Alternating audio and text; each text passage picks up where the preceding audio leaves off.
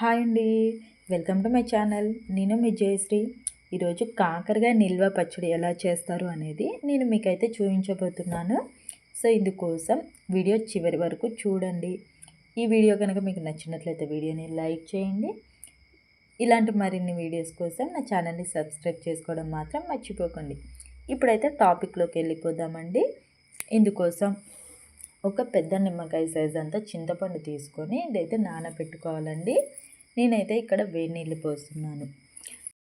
ఇది నానబెట్టుకున్న తర్వాత నేనైతే 1/2 కేజీ వరకు కాకరకాయలు తీసుకున్నానండి. వీటిని శుభ్రంగా కడిగి నేను రౌండ్గా చక్రాల్లాగా అయితే కట్ చేసుకున్నాను. మీరు కావాలి అనుకుంటే చిన్న చిన్న ముక్కలుగా అయినా కట్ చేసుకోవచ్చండి. మీరు గింజలు తినరు అనుకుంటే ఇక్కడ గింజలు తీసేసుకోవచ్చండి. ఇవి కట్ చేసుకున్న తర్వాత ఒక స్పూన్ వరకు ఉప్పు, అలాగే ఒక అర స్పూన్ వరకు పసుపు వేసి ఒక అర్ధగంట వరకు పక్కన ఉంచుకోవాలండి. ఇలా పక్కన ఉంచుకోవడం వల్ల కాకరకాయల చేదైతే చాలా వరకు తగ్గుతుందండి. మీరు కాకరకాయ తినగలరు, తినేవాళ్ళు అయితే మాత్రం డైరెక్ట్గా అయినా వేపేసుకోవచ్చు. ఇలా ఉప్పు పసుపు పట్టించడం వల్ల తినని వాళ్ళు కూడా తింటారండి. అంటే చేదు ఉండదు కాబట్టి తినని వాళ్ళు కూడా తింటారు. ఇప్పుడు ఈ నానబెట్టుకున్న చింతపండుని నేనైతే మిక్సీలో వేసి పేస్ట్లా చేస్తున్నాను. ఆ చింతపండు వేసి కొంచెం వాటర్ వేసి మెత్తని పేస్ట్లా చేసుకోవడమేనండి. ఇప్పుడు ఈ చింతపండు పేస్ట్లో ఏమన్నా నారలు ఉంటే తీసేసుకోండి. ఈ చింతపండు గుజ్జుని దగ్గరగా అయ్యే వరకు ఉడికించుకోవాలి. ఇందుకోసం చింతపండు గుజ్జులో ఒక స్పూన్ వరకు ఉప్పు వేసి స్టవ్ మీద పెట్టాలండి. మనం పక్కన ఉంచుకున్నటువంటి కాకరకాయల్లో వాటర్ అయితే వస్తుందండి. వాటర్ అంతా కూడాను మనం గట్టిగా ప్రెస్ చేస్తూ వాటర్ అయితే తీసేసి వేరే ప్లేట్లోకి అయితే పట్టుకోవాలండి. ఈ వాటర్ తీసేయడం వల్ల కాకరకాయల చేదైతే తగ్గిపోతుందండి. చాలా వరకు కూడా చేదైతే తగ్గిపోతుంది. ఇలా వాటర్ తీసేసిన తర్వాత ఒక కళాయిలో నేను తీసుకున్న కాకరకాయలకి నాకైతే చిన్న టీ గ్లాస్తో 3 గ్లాసుల నూనె వరకు నాకు పట్టిందండి. సో నూనె వేడయ్యాక కాకరకాయ ముక్కలు కొద్ది కొద్దిగా వేస్తూ కరకరలాడే వరకు వేపుకోవాలండి. ఇలా వేపి పక్కన పెట్టుకోవాలండి. చింతపండు గుజ్జుని మధ్య మధ్యలో కలుపుతూ ఉడికించుకోవాలండి. దగ్గర పడే వరకు ఉడికించుకోవాలి. ఈ చింతపండు దగ్గర పడిన తర్వాత ఒక 2 స్పూన్స్ వరకు బెల్లం వేసండి. అది కరిగే వరకు ఒకసారి కలిపేసుకొని ఇంకా స్టవ్ ఆఫ్ చేసుకోవాలండి.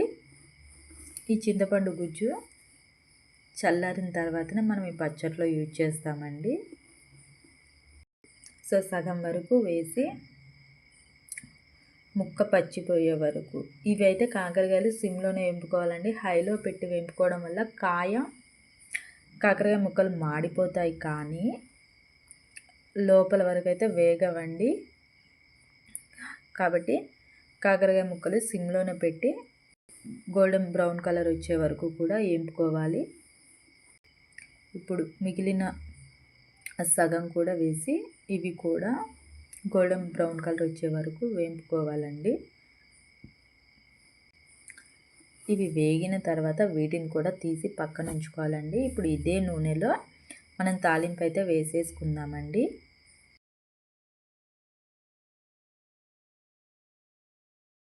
ఇందుకోసం ఒక 2 స్పూన్లు తాలింపు గింజలు, అలాగే ఒక 4 ఎండుమిర్చి, ఇంకా కచ్చా పిచ్చగా దంచిన ఎల్లిపాయలు, కొంచెం కరివేపాకు వేసి కొంచెం వేగిన తర్వాత కొంచెం పసుపు వేసేసి స్టవ్ అయితే ఆఫ్ చేసుకోవాలండి. ఇప్పుడు ఇదంతా ఒక గిన్నెలోకి వేసుకోవాలి తాలింపుని. ఇవన్నీ చల్లారిన తర్వాత అండి, అన్నీ సపరేట్గా చల్లారిన తర్వాత చింతపండు గుజ్జు నేనైతే సగం వరకు వేసానండి. సగం వేసి మొత్తం కలిసే వరకు కలిపి నూనెలో కలిసే వరకు కలిపి 1.5 స్పూన్ వరకు ఉప్పు అయితే వేసానండి. సో ఇదంతా వాటికి సపరేట్గా వేస్తూ మొత్తంగా కలిపేయాలండి ఆయిల్లో, లేకపోతే కలవవు. ఇవన్నీ కలిపిన తర్వాత నాకైతే 2 గ్లాసులు కారం అయితే పట్టిందండి. కారం వేసుకున్న తర్వాత కాకరకాయ ముక్కలు కూడా వేసి మొత్తంగా కలిపేసి ఒక పూట వరకు పక్కన ఉంచేస్తే కాకరకాయ కారం అయితే రెడీ అయిపోతుందండి. లాస్ట్లో మెంతి పిండి కూడా వేసానండి, కాకపోతే నాకు క్లిప్ అయితే మిస్ అయిపోయింది. మీరు పులుపు తక్కువగా తినే వాళ్ళైతే ఓకే అండి, పులుపు తినే వాళ్ళైతే మాత్రం కొంచెం పులుపు చింతపండు కూడా ఎక్స్ట్రా వేసుకోవచ్చు. మీరు ఒకసారి ఉప్పు కారం పులుపు అడ్జస్ట్ చేసుకొని ఒక 4 అవర్స్ వరకు పక్కన ఉంచితే టేస్టీ కాకరకాయ నిల్వ పచ్చడి అయితే రెడీ అయిపోయిందండి. ఇలా వేడివేడి అన్నంలో తింటే మాత్రం చాలా టేస్టీగా ఉంటుందండి. మీ ఫ్రెండ్స్ ఆర్ రిలేటివ్స్లో కాకరకాయ తినని వాళ్ళు ఎవరైనా ఉంటే మాత్రం ఇలా ట్రై చేసి చూడమనండి, ఖచ్చితంగా తింటారు. ఈ వీడియో కనుక మీకు నచ్చినట్లయితే వీడియోని లైక్ చేయండి. ఇలాంటి మరిన్ని వీడియోస్ కోసం మా ఛానల్ని సబ్స్క్రైబ్ చేసుకోవడం మర్చిపోకండి. Thank you for watching. Bye bye.